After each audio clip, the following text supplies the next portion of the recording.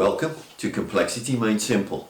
My name is Paul Allen and the subject of today's newsletter is why your operators typically make your processes worse. Every time you give them permission to make adjustments, they will typically make your processes worse. Let's take a look at this. I've talked previously about the difference between understanding signal and understanding noise. Your operator needs to understand the difference between signal and noise as well. Let's take a look at the two problems they will have. So a problem with noise. Process is going to look like this. Process is incapable. It's going to be producing defects out in the tails. The operator's done a great job, by the way. If you look at this, the operator has done a perfect job because he's put the process dead in the middle. That's the smallest defect rate that this process can potentially achieve because you haven't given him a capable process. Now that is a problem with noise. There is nothing the operator can do about that. Okay, let's look at another problem, which would be the problem of signal. So we'll use the same tolerances just to keep it understandable. And now the process looks like this. Now what you've done is you've given him a great process, nice and capable, but the process is off center. This is where the operator now needs to take action. Okay, so if you look at this, if you showed these two pictures to the operator, would the operator know what to do? Would he be perfectly happy? Take his hands off, drink tea and read paper up here? Yes, he would. If you show him this picture, would he know that he needs to step in and take action? Absolutely he would. Unfortunately, of course, the operator never sees these two pictures and nobody ever shows them to them. In fact, to be fair, people very rarely look at this picture. Anyone looks at this picture inside an organization, but it's really important that you do. Yeah, so this is a problem with noise, this is a problem with signal. But what does the operator always think? Well, the operator nearly always thinks they have this problem. Always. Why is that? Well, they tend to react, of course, a data point at a time, and they tend to react to the tolerances because that's the way you're asking them to act and react. So what does that mean? Well, they take a data point. It lands there. It's just a single data point. Okay, what does it mean to them? Well, it means exactly the same thing. They are always going to assume they have this because it's a single data point. They cannot see this distribution here. In fact, they rarely see this. Let's think about what happens to them typically. If you set the process up and it looks like this, they start taking data from the process.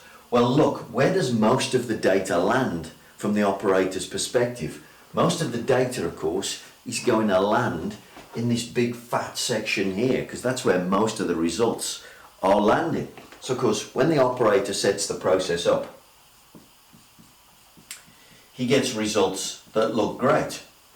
What does that make him think he's got? Well, of course it makes him think he's got this distribution here but centered. He thinks he's got this. Okay, because that is what the data is telling him. Then, of course, all of a sudden, he gets the blue data point.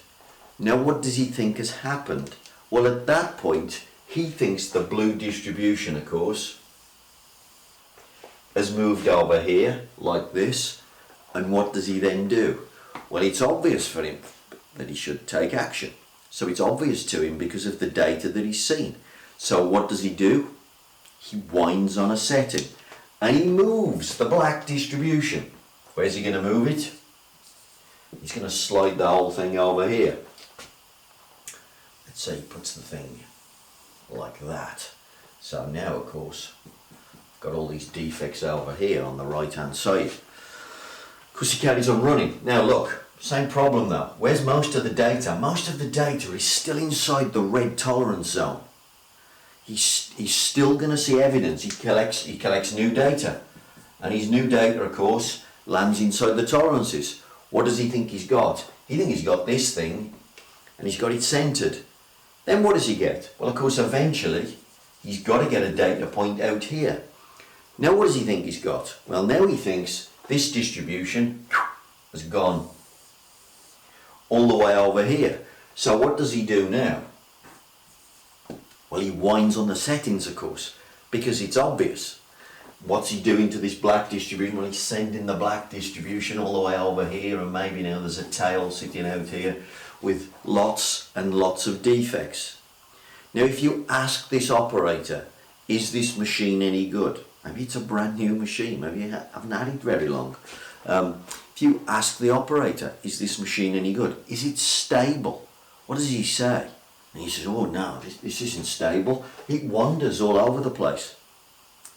That's because the evidence that he's seeing is telling him that the process wanders all over the place, but that isn't true. He doesn't know that he had an incapable process at the beginning. In fact, he doesn't know this picture at all because nobody takes a look at this picture at the start. And this goes to the heart of a great piece of advice. Before you start manufacturing, you should ask a very straightforward question. Can we make it? Can we make it okay? Here, when the process wasn't capable, when we had this problem, let's draw the diagram again just to keep it clear. When we had this problem, can we make it okay? Of course, the answer was no. Before you run this machine, you should have done some work to pull those tails in. But because we never looked at this diagram, nobody ever answers this question properly. We give these pictures, these processes to our operators. We expect our operator to be able to adjust the problem away. Can he adjust this problem away? No, he can only make it worse.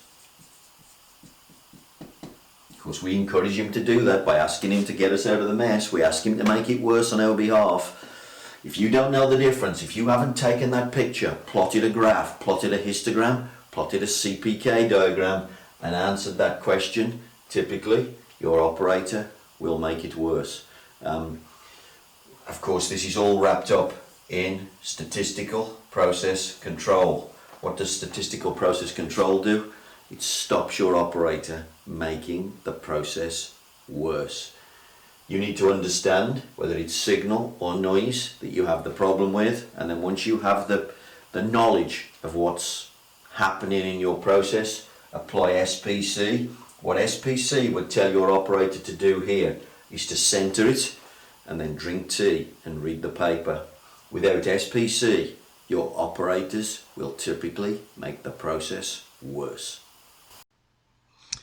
If you'd like to know more about any of the concepts covered in this video, or any of the other concepts covered in my other tutorial videos, then here's my latest book, Drink Tea and Read the Paper.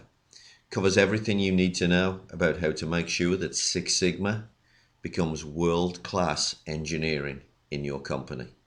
Otherwise, if you'd like to get in touch with me, a little bit of help about Lean, a little bit of help with Six Sigma, please contact me on the email below.